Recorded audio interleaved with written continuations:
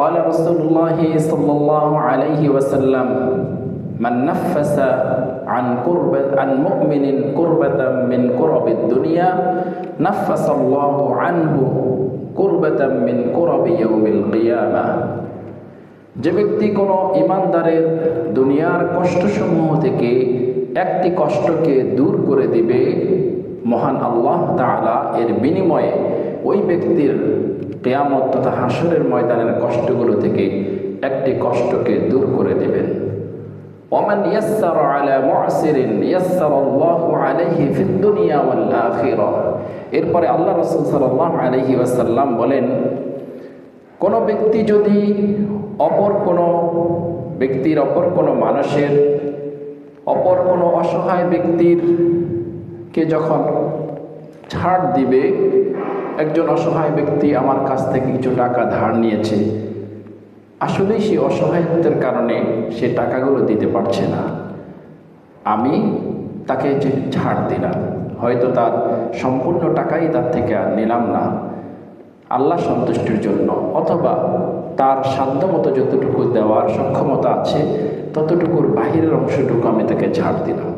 যে কোনোভাবেই কোনো অসহায় ব্যক্তিকে যদি কেউ ছাড় দেয়, ইয়াসসারাল্লাহু আলাইহি ফিদ দুনিয়া ওয়াল আখিরাহ, আল্লাহ রাব্বুল আলামিন ওই ছাড়দাতাকে দুনিয়া এবং আখিরাতে ছাড় দিবেন। সুবহানাল্লাহ। আমরা মানুষকে কতটুকু ছাড় দিতে পারি, কিন্তু এর বিনিময়ে রাজাধিরাজ মহান রব্বুল আলামিন আমাদেরকে ছাড় দিবেন। এরপরে আল্লাহ রাসূল সাল্লাল্লাহু আলাইহি ওয়াসাল্লাম বলেন, ওমান সাতারা মুসলিমান সাতারাল্লাহু ফিদ দুনিয়া ওয়াল আখিরাহ। যে ব্যক্তি কোনো মুসলমানের, কোনো ইমানদার বান্দার দোষ ত্রুটি গোপন রাখবে, আল্লাহ রাব্বুল আলামিন দুনিয়া এবং আখিরাতে তার দোষ ত্রুটিগুলো গোপন রাখবেন। তারপরে আল্লাহ রাসূল সাল্লাল্লাহু আলাইহি ওয়াসাল্লাম বলেন, আল্লাহু ফি আউনিল আবদি মা কানা আল আবদু ফি আউনি আখিহি। বান্দা যতক্ষণ তার অপর কোনো ভাইয়ের, অপর কোনো মানুষের সাহায্যে নিয়োজিত থাকে, ততক্ষণ সেই সাহায্যকারী বান্দার সাহায্যে মহান রব্বুল আলামিন নিয়োজিত থাকেন। সুবহানাল্লাহ।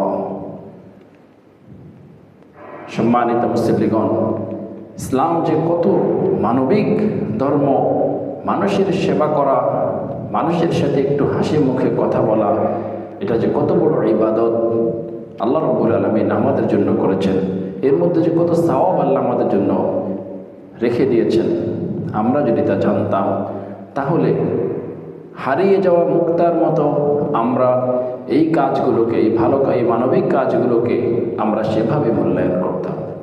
মহান আল্লাহ আমাদের সবাইকে হেদায়েত দান করুক। আমিন।